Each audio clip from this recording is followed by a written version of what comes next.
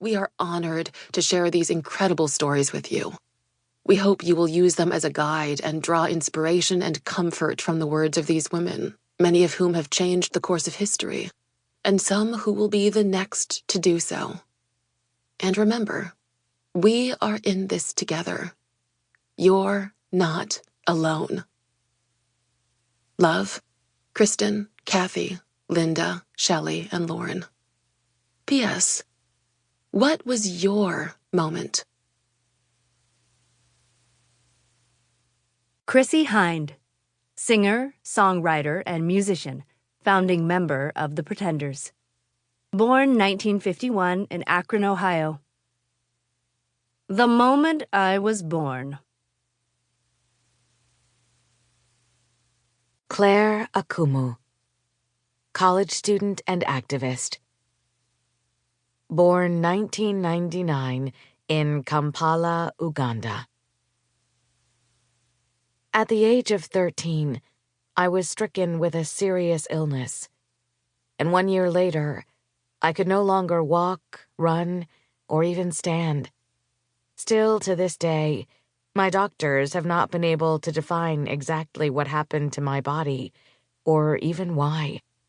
But whatever it was, my life was changed forever. In Uganda, girls' education is not prioritized. Just 2 out of every 10 girls graduate from high school. Many things contribute to this statistic.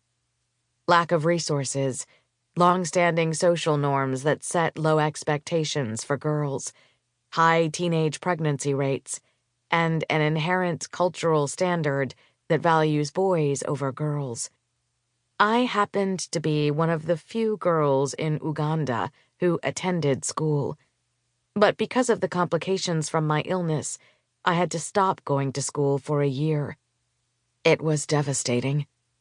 I was in excruciating pain every minute of every day, especially my feet. I was also suffering emotionally. I vividly remember saying to myself, "Claire, you are in a terrible state." I was overwhelmed with fear about how I would live with my new reality. The illness continued to wreak havoc on me, and I lost hearing in my right ear.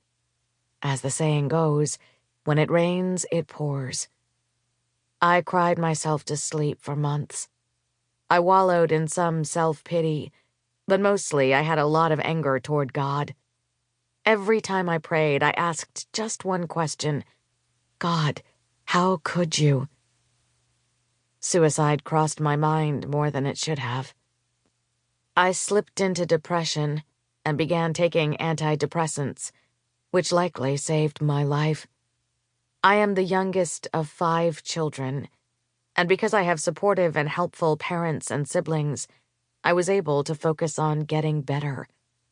After a long, hard year of physical therapy, I was able to learn how to walk again, which meant that I could return to school.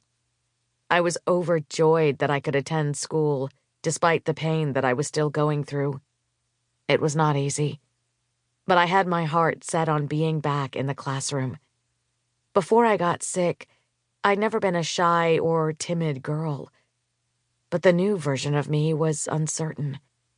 The illness had shattered my self-confidence, and when I returned to school, I quickly learned that I was the topic of negative comments from my classmates. I overheard some of the things they said, and their words stayed with me. There was one statement that I will never erase from my mind. I can still hear it. She walks like a chicken. How could someone say something so insensitive?